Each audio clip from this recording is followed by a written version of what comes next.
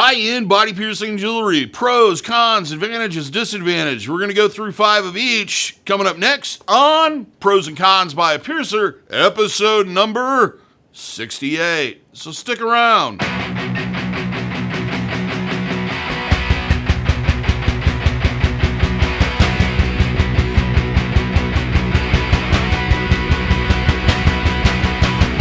For those who are new to the channel, my name is DaVo. I'm a professional body piercer and have been since 1994. I own and operate the Axiom Body Piercing Studio located here in Des Moines, Iowa, inside Skin Kitchen Tattoo. So when I talk to you about these things, I'm talking with a level of expertise as someone who's been in the industry for well over 25 years.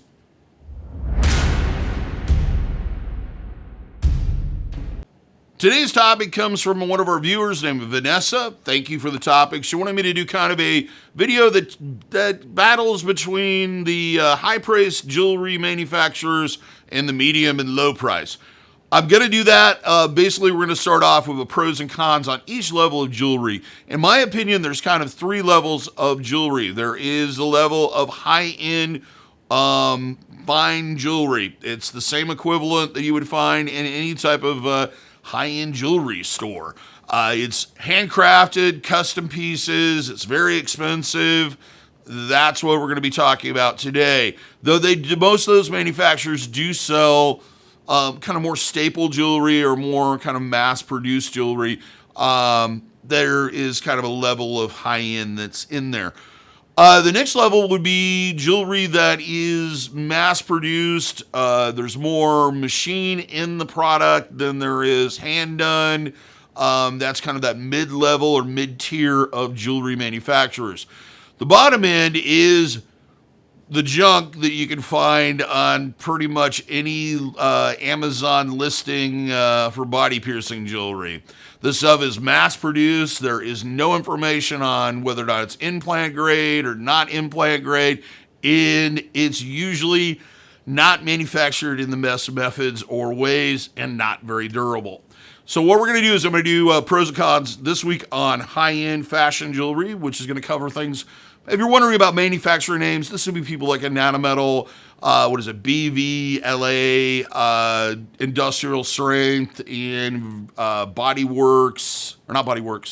Circle, I would put in that category, and Neometal. The stuff usually is 2 to 3 times more expensive than the same piece would be from other manufacturers, in part because it's American made, and in part because they generally take the time between doing the machine polish on the jewelry. They also additionally hand polish and inspect each and every piece.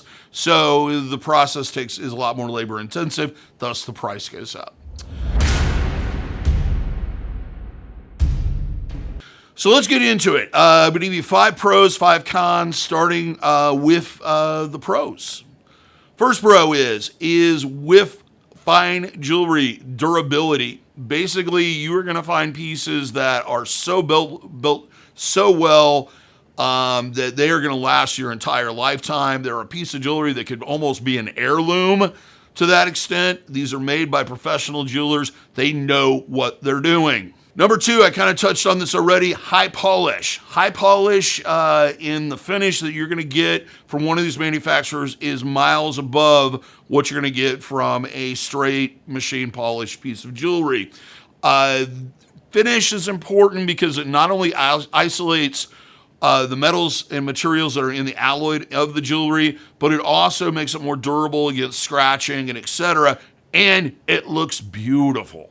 If you've ever seen a piece of jewelry from these guys, you could basically, cut your hair looking into it, put your contacts in. It is really high-end polish. Number 3, interchangeable parts. A majority of the high-end fine jewelry manufacturers have parts that are interchangeable from one manufacturer to the other. They use the same threading pattern is basically what I'm getting at. Anybody who's bought a piece of jewelry at Hot Topics and then with a screw-on end and then lost the end and realized that you had to buy another piece of jewelry because nobody had any idea what that threading was, you would understand the importance of this.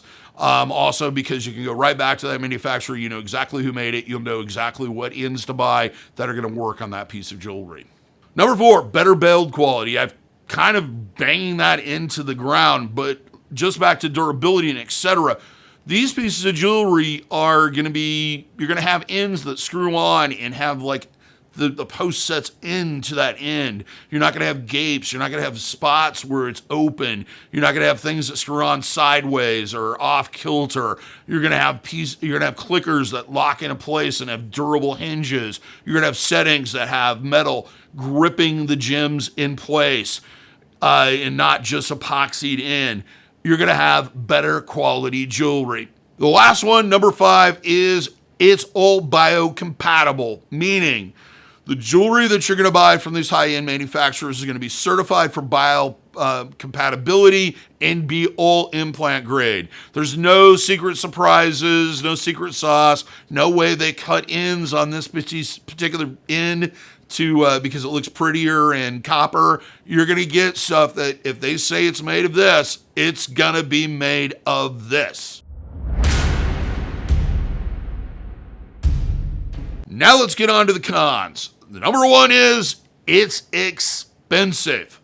Because of the amount of labor that's involved with these manufacturers, your jewelry for like just a labret stud or even more common pieces of jewelry is probably going to be often 2 to 3, 4 times more expensive than it's going to be through even a mid-level manufacturer. They tend to, that price tends to go up. This is in part because a lot of piercers mark their jewelry up a phenomenal amount. I don't want to get too far into this, but there is a lot of thinking with many of the professional piercers that the more expensive the jewelry is, the more expensive it's going to cost to pierce, the better you're going to take care of it.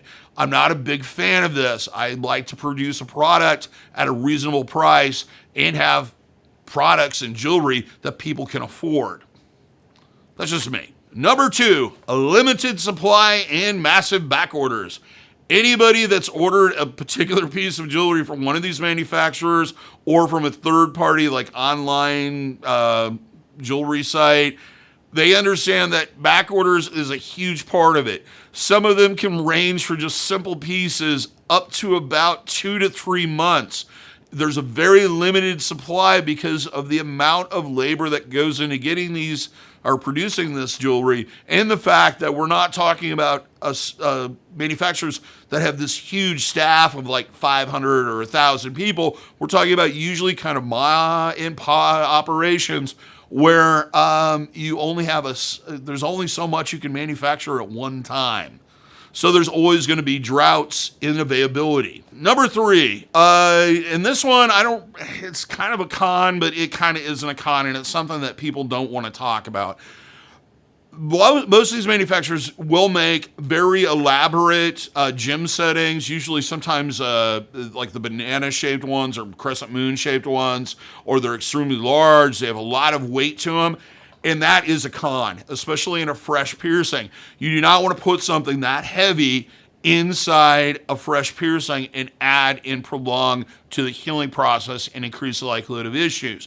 The other problem with a lot of these elaborate ones is they do create kind of pockets and areas where dirt, debris, and etc. can collect in. So I'm not a big fan of it. Usually when you pierce, simplistic is best from start.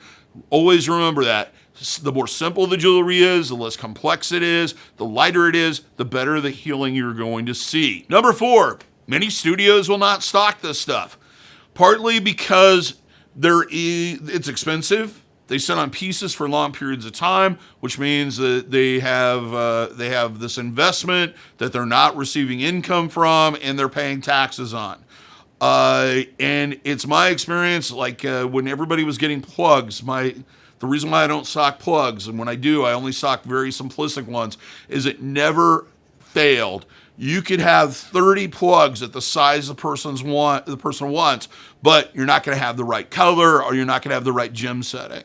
So it's very complex, and usually in most studios, you're not going to be able to walk in and just buy exactly what you saw on the manufacturer's website or exactly what you need. You may have to go ahead and special order it, and that might take 2 to 3 months to get to you. Number 5, This one is kind of a quality in value versus name brand. There is a lot of this going on, especially in studios, where when you go in, you're getting pierced, and they say they use only this type of jewelry or only jewelry from this manufacturer, etc.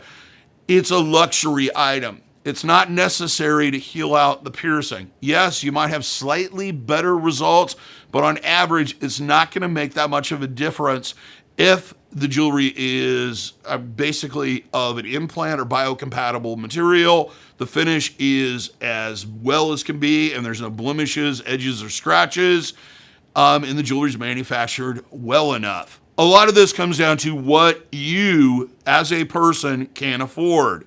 Not all of us can afford to drive a Mercedes. We would all love to have a Mercedes, but we can't afford it. Do we need a Mercedes? No, we can buy a much more inexpensive vehicle that's going to get the job done. A lot of cases with body piercing jewelry, that is the case. There are cheaper options that will get the job done that don't have that name brand stamped on it. So don't get too tied up in that whole branding issue. Basically, if you find a manufacturer that produces good jewelry, high quality, you're not seeing a lot of defects, the jewelry's durable, the finish is good, there's no reason why you shouldn't use it.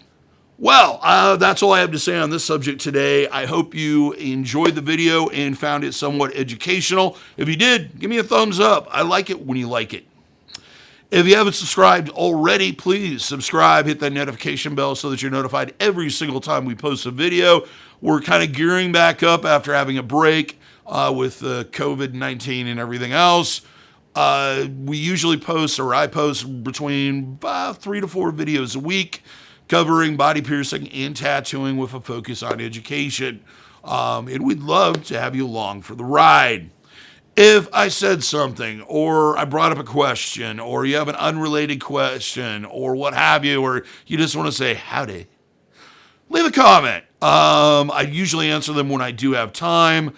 Part of what we're trying to do here is build a community where people can come to this channel and get good information. If you disagree with something I said, please post a comment. I'll be happy to discuss it with you. If you like swag, you like t-shirts, you like tote bags, you like beach towels, you like decals because you like putting stickers on everything. Who don't like stickers? Check out our merch store. There's a merch shelf below the video. Also, you can click on the link in the description. It'll take you to our complete store. Lots of different designs on there, designed by myself and the artist of Skin Kitchen Tattoo. And lots of different t-shirt designs and other products and various different colors. Till next time, here's hoping all your piercings heal with ease and without a single issue. And if you're in the Des Moines, Iowa area, I hope to see you for your body piercing needs in the future, by appointment only. Have a good day, everybody. Take care, stay safe, and let's get through this thing.